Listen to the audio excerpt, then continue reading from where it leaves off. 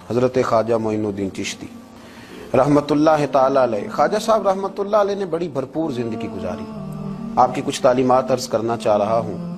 خواجہ صاحب رحمتُاللہ علیہ نے بڑے سخت ریاضتیں کی، مجاہدے کیے، دن بھر تبلیغ دین کا فریضہ سر انجام دیتے۔ خواجہ صاحب رحمتُاللہ تعالی علیہ کے خلفاء فرماتے ہیں کہ خواجہ صاحب روزانہ اتنا لنگر پکواتے تھے، اتنا وسیع لنگر ہوتا تھا کہ جتنے مرضی لوگ شام تک آتے تھے لیکن وہ ختم نہیں ہوا کرتا تھا۔ لیکن اپنا حال یہ تھا کہ رات کی پکی ہوئی ایک روٹی لیتے تھے، اس کو پانی میں بھگو لیتے تھے، کچھ گھنٹے جب وہ بھگوئی رہتی تھی، نرم ہو جاتی تھی، پھر اس کو تناول فرمایا کرتے تھے۔ اور فرماتے ہیں کہ جو کام کرتے ہم نے خواجہ صاحب کو سب سے کم دیکھا ہے وہ ہے کھانا کھاتے اور سوتے۔ یہ دو کام کرتے ہم نے انہیں بڑا کم دیکھا، اور زیادہ تر ان کا وقت عبادت میں، ریاضت میں، تلاوت میں گزرا کرتا تھا۔ 50 سال کا عرصہ انہوں نے اس طرح گزارا ہے کہ عشاء کے بعد تھوڑی دیر کے لیے، چند گھنٹوں کے لیے گھر تشریف لے جاتے تھے، پھر واپس لوٹتے تھے اور فجر تک مسجد میں عبادت کیا کرتے تھے۔ کئی دفعہ حضرت خواجہ اجمیر علیہ رحمہ پر وہ وقت بھی گزرا ہے کہ ایک دن میں 2 قرآن پاک ختم فرمایا کرتے ہیں۔ ایک دن میں 2 قرآن پاک، ایک قرآن پاک صبح میں ختم ہوا، ایک قرآن پاک رات میں ختم کر دیا۔ خواجہ صاحب علیہ رحمہ اس درد کے ساتھ تلاوت فرماتے تھے کہ لوگ کہتے ہیں کہ وہ تو بیدار رہتے ہی تھے، تلاوت سننے والے بھی آنکھیں کھول لیا کرتے تھے۔ خواجہ صاحب رحمتُاللہ تعالیٰ لیکن نوافل کی کثرت کا کوئی اندازہ ہی نہ تھا۔ خواجہ صاحب کی ریاضتیں، مجاہدے، عبادتیں، یہ ساری چیزیں اپنی جگہ مسلمہ تھی۔ اس کے ساتھ ساتھ جب وہ اپنے خلفاء کی، اپنے مریدوں کی تربیت کرتے تھے تو رنگ نرالا ہوتا تھا۔ خواجہ قطب الدین بختیار کاکی رحمتُاللہ علیہ فرماتے ہیں جب میرے شیخ، میرے مرشد، میرے ملجا، میرے آقا حضرت غریب نواز رحمتُاللہ تعالی علیہ مجھے دلی بھیجنے لگے تو میں نے عرض کی کہ حضور کچھ نصیحتیں فرما دیں۔ تو کہتے خواجہ صاحب نے مجھے 4 نصیحتیں فرمائی، 4 باتوں کا درس ارشاد فرمایا۔ سب سے پہلے خواجہ صاحب نے فرمایا یاد رکھنا، درویشی اس طرح کرنا کہ بادشاہی معلوم ہو، فقر اس طرح کا ہو کہ تم بادشاہ معلوم ہو۔ اور دوسرا خواجہ صاحب رحمتُاللہ تعالی علیہ فرمانے لگے جب کوئی تیرے پاس آئے نا تو وہ خالی نہیں جانا چاہیے، بھوک لگی ہو تو اسے روٹی ملنی چاہیے، کپڑے کی ضرورت ہو تو اسے خیرات ملنی چاہیے، علم کا بھوکا ہو تو تیرے پاس قرآن و سنت کے دلائل کے انبار ہوں، اور اگر وہ درد لے کے آئے نا تو تیرے بھی آنسو ہونے چاہیے اور سامنے والے کو وہ آنسو ہی نصیب ہونے چاہیے۔ ہر ایک کو ہر شے دے کے بھیجنا، کوئی کمزوری نہ رہ جائے۔ اور تیسرے نمبر پہ فرمایا خوشی میں تو ساری دنیا ہی ہنستی ہے، جب خوشخبری آتی ہے تو سب ہی ہنستے ہیں، پر قطب الدین میرے ساتھ وعدہ کر، سب سے زیادہ تیرے چہرے پر اس وقت مسرت ہونی چاہیے جب رب تجھے آزمائش میں ڈالے، سب سے زیادہ تیرے چہرے پر اس وقت مسکراہٹ ہونی چاہیے جب اللہ کریم تجھے کوئی آزمائش دے۔ یاد رکھنا دکھوں میں ہنستے رہنا، اس کی طرف سے آنے والی آزمائشوں کو اس کا تحفہ سمجھنا۔ قطب الدین یہ تیرا رنگ جب بنے گا تو پھر میں سمجھوں گا میں نے تربیت کی۔ اور چوتھے نمبر پہ فرمایا یاد رکھنا دشمنیاں نہ پالنا، بلکہ دشمنی کے جواب میں بھی دوستی پالنا، اس لیے کہ جو دشمنیاں پالتے ہیں وہاں بغض پیدا ہوتا ہے، اور جو دوستیاں پالتے ہیں ان کے دلوں میں اللہ محبت کی خوشبوئیں پھیلا دیا کرتا ہے۔ یہ انداز تربیت حضرت خواجہ اجمیر علیہ رحمہ کا، یہ انداز، اور فرماتے ہیں ہر آنے والے کے ساتھ ان کا انوکھا رویہ۔ خواجہ حمید الدین ناگوری رحمتُاللہ علیہ فرماتے ہیں کہ میرا یہ حال تھا کہ میں بڑا خوبصورت تھا خواجہ صاحب کے پاس آنے سے پہلے، بہت سارے لوگ مجھ سے محبت کرتے تھے، تو جب میرے اندر کچھ تھوڑے سی حسن تھا، کچھ خوبصورتی تھی تو میں اس سے آگاہ بھی تھا، میں سمجھتا تھا۔ کہتے ہیں جب حضرت خواجہ کی خدمت میں آیا میں نے کہا حضور مرید کر لیں، تو کہتے ہیں کیا انداز تربیت تھا۔ فرمانے لگے جہاں پہلے ہی اتنے لوگ بستے ہوں وہاں معین الدین کیسے بسیرا کرے گا، اتنے لوگوں کی موجودگی میں میں کیسے آؤں گا میاں، پہلے اتنے بسائے ہوئے ہیں سب کو نکال۔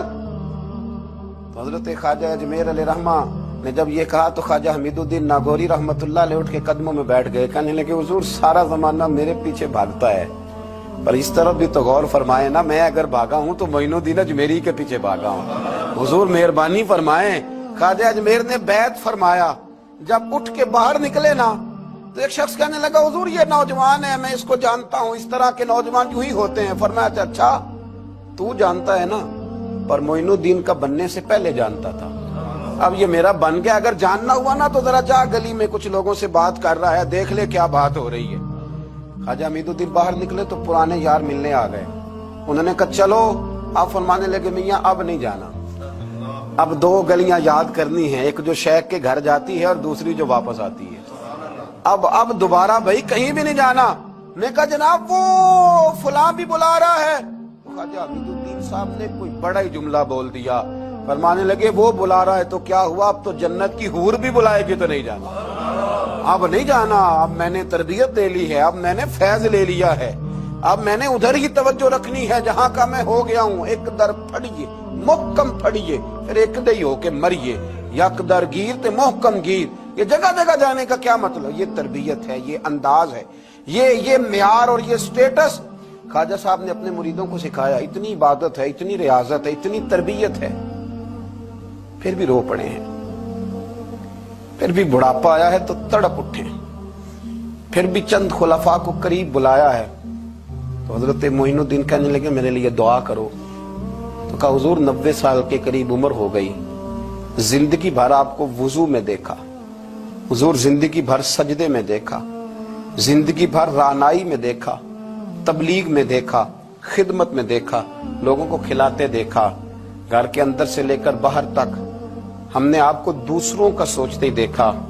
आपने तो अपने लिए सोचे कुछ नहीं, तो रोते क्यों है, दुआ क्यों कराते हैं? फरमाने लगे यार जिंदगी पूरी अमल किए हैं, लेकिन मेरे लिए दुआ करना, कहीं ऐसा ना हो कि आमाल की गठड़ी लेकर जब रब की बारगाह में जाऊं तो मालिक कहे कि अमल तो बड़े हैं पर मेरे लायक कोई भी नहीं, बड़े अमल हैं पर मेरे लायक कोई है तो बता। यार ये जितनी गठड़ी है ना आमाल की, तुम्हें बड़े बड़े हसीन नजर आते हैं, पर इनमें से कोई मालिक के लायक बन जाए, मेरी कोई कबूलियत हो जाए, मेरी कबूलियत मैं नीवा ते मेरा मुर्शद उच्चा, ते मैं उच्चियां दे संग लाई, इते सदके जावां उन्हां उच्चियां तो जिन्हां नीवे नाल निभाई। दुआ करो, अल्लाह की बारगाह में इल्तिजा करो कि मेरी कबूलियत हो जाए। इन्नमा यख्शल्लाह मिन इबादिहिल उलमा। कुरान मजीद ने कहा कि अल्लाह के बंदों में से जो आलिम होते हैं उनमें खशियत होती है, उनमें खौफ होता है। वो चूंकि जानते ज्यादा हैं तो वो डरते भी ज्यादा हैं, उनके अंदर एहसास भी ज्यादा होता है। हजरत अब्दुल्ला इब्न मसूद रज़ी अल्लाह तआला अन्हु फरमाया करते थे, कसरत कलाम करने वाला तो आलिम नहीं होता, अल्लाह से ज्यादा डरने वाला आलिम होता है। कसरत कलाम वाला तो आलिम नहीं, वो जिसके दिल में खशियत ज्यादा है वो बड़ा आलिम है। मेरे नबी पाक अलैहिस्सलाम ने फरमाया मैं तुम सबसे बढ़कर अपने रब को जानने वाला हूँ और मैं तुम सबसे बढ़कर अपने रब से डरने वाला हूँ। क्योंकि मैं जानता ज्यादा हूँ तो मैं अपने रब से डरता भी ज्यादा हूँ। हजरत ख्वाजा अजमेर अलैहिर्रहमान ने तरबियत की, लोगों के मिजाज सवारे, लोगों के दिल सवारे, और ख्वाजा साहब ने तरबियत की और तरबियत के मराकज भी कायम फरमाए।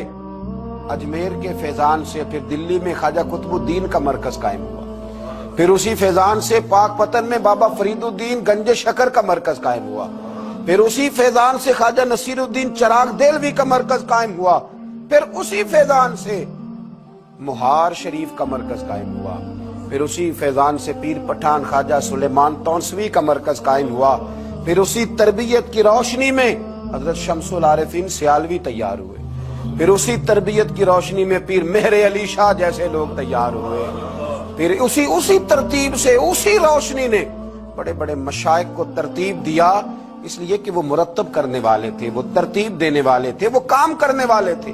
बंगले, कोठियां, जायदादे, मकान और गाड़ियों के साथ लोगों के सामने नमूदार नहीं हुए, वो हुए तो अपने तरबियत याफ्ता खुलफा के साथ नमूदार हुए। उन्होंने तरबियत की, मराकज बनाए। दुआ करें अल्लाह ताला हमें तालीमात पर अमल की तौफीक अता फरमाए, नक्शे कदम चलने की तौफीक अता फरमाए।